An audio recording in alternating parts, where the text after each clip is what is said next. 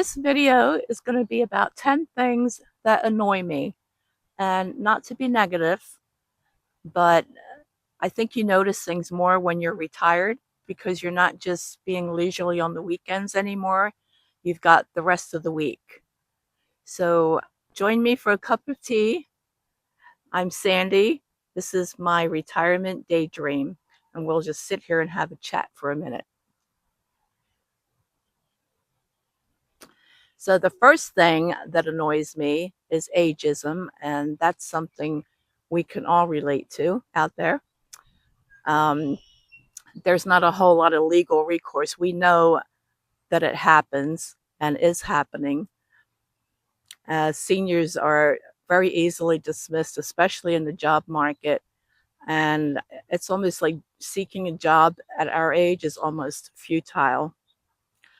And it's getting to be that way at a younger age. I think it starts at age 40. So anyway, that is the first one.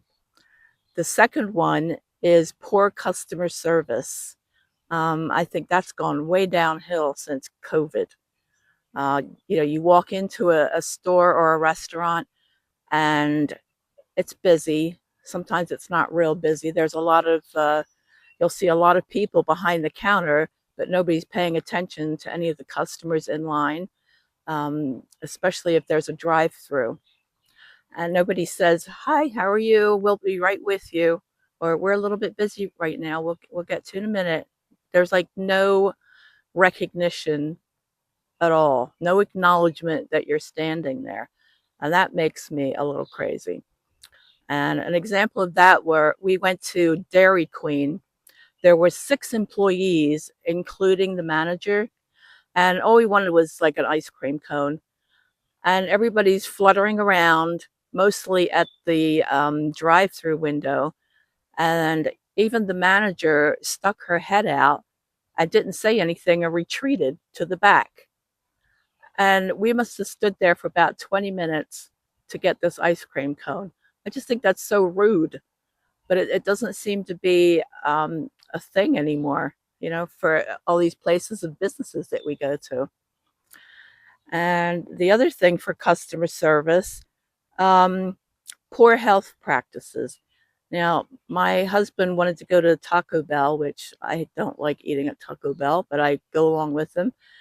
He handed the guy cash. The guy at the register had gloves on, supposedly protection from germs. So he handled the money and the cash register and then went directly to the food service part and started handling the food without removing the gloves or washing his hands and putting a fresh pair on. just like, I just want to eat at home. That's all I can say. The other thing that annoys me is tipping screens. It's very rare that we go out and get a cup of coffee. It's kind of a retreat to get out of the house.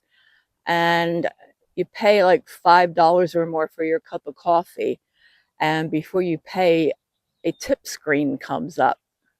And not like 5% or 10%. It like goes as high as 25%. And the person is taking your money. Somebody else makes the coffee. They leave it on the counter and you come up and get it. There's like no service really to tip for.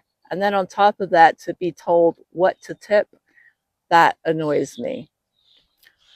When did they start telling you what to tip? And certain places actually add the tip fee to your bill.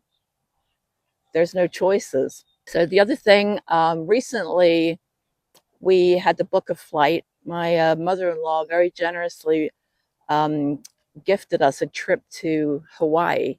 She had a timeshare, and then she is gifting the airfare, but we had to do the booking. So there's an absorbent fee just for the plane ride, and then there's a charge for the seat. Like, since when does the airline ticket not include a seat? Did they think we're going to ride in on the wing? $75 for the seat. And it doesn't stop there. It could be $25 or more for your carry-on that you carry on. It's not being handled by anybody. And if you want extra leg room, if you're tall, there's a charge for that as well. So travel is not as much fun as it used to be. It's like the destination is like the whole gift at the end when you get there. You know that you enjoy yourself, but the getting there has gotten really not enjoyable. So the other thing that annoys me is healthcare, and I'm pretty sure that that's a unanimous annoyance across the country. You have to pay more than ever for healthcare these days, and then you have a super high deductible. And until that deductible is met, things aren't getting covered and things can get denied as well. So I just, I don't understand it. And then you go to the doctor and then there's a copay, another charge. Then you go to the pharmacy, you have to pay for your prescription. And it's the same thing with home insurance, car insurance, oh, life insurance as well. So, like, to me, the whole objective of any insurance is how not to pay. So, one example of we've had our car insurance for 10 years, no accidents, no tickets. I took my mother to the botanical gardens and I'm pulling out of the parking space slowly because it's in the city, pulled out all the way in the street, ready to take off, took one more look.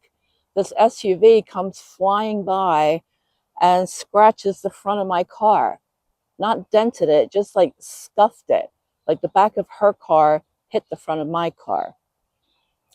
So the insurance company um, said I have to take it to get an estimate. The estimate was $1,500 for a scratch. They said they have to take the whole fender off. They've got to have some other kind of repair kit than taking the whole thing off. So then she says, well, you do have a deductible of $500. I'm like, $500 when we've been paying for over 10 years. I mean, my husband ended up fixing it because I'm like, I'll just live with it. I'm not paying $500 for a scratch. So that's an example of like your insurances. And even like home insurance, like if something happens, things aren't covered, that should be covered. It's just such a big scam anymore. Okay, and then number 6, spam calls.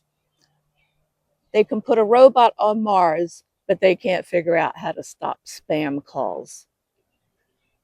And the reason you get spam calls, this is the other thing that annoys me, the ghost job listings on these job listing sites. They post jobs that don't exist, I guess, to make themselves look good. So to me, that's a misrepresentation, and really it's fraud. But what they do is you fill out all your information for all these jobs, and then they sell your information to data brokers. And then the next thing you know, you get like 90,000 calls on your phone and a bunch of emails from places you have no clue. And if they send you a job posting, it's a job that has absolutely nothing to do with the job that you listed, that you requested. So the other thing is, okay, the other thing that annoys me is electronics. Is there anything that you don't have to subscribe to, download an app, and go through this whole rigmarole to get it to work? Like, does anything just switch on and off anymore? I don't think so. That annoys me. And that goes for like, I have a robot vacuum cleaner. You should have seen what I went through for that. I got a new TV a little while ago. It took me, I don't know how many steps to program it.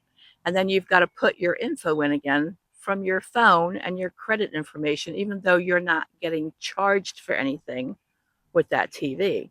Number 9, the other thing, these automated calls that you get, or for customer service, usually it's somebody with a foreign accent that you can't understand if you get a real person, or it has this whole list, diagnostic list, that never includes the issue that you're calling for. That annoys me. And the last one has always annoyed me. I don't like rudeness, and I don't know if that's my British background coming through, but I really do not like rudeness. It annoys me, and I don't always let people get away with it. It depends on the situation, because I try to think, well, maybe that person's got something terrible going on in their life, or they've had a bad day, or you never know what people are going through. So most of the time I let it go, but it annoys me. And then, not to be totally negative, I do have something positive. I watched a movie the other day. I actually sat down and took time to enjoy myself. And the movie that I watched is called, so this movie that I watched is called Remarkably Bright Creatures. And it's a very clever movie. I love good stories and stories that are smart. And this one was just really clever. Um, there's a Sally Fields plays a cleaning lady at an aquarium. She's retired, and this is her little extra job. So as she's cleaning the tanks, she talks to the animals, and one in particular, she speaks to rhetorically, this octopus. And the movie starts out, the octopus narrates here and there throughout the movie, and is actually the main character. And then Sally Fields is the secondary character. But the way that they did it, like it sounds crazy, octopus talking, but it was just done in such a brilliant way, and the story is so good. And then the way that I don't want to give it away, but at the end there's a twist to the story, and they kind of tie it all together, but it's like so intricately woven all the way through. And I just love that movie, and I recommend that you watch it if you have time to sit down and watch it. So that's all I have to say. Watch me on my next videos. I plan on doing some videos on saving money, making your own food products, like easy things like butter, um, bread, yogurt, stuff like that. So it can really help save money at the grocery store. All right, I will see you next time. Don't forget to like and subscribe, and leave a comment. Thank you.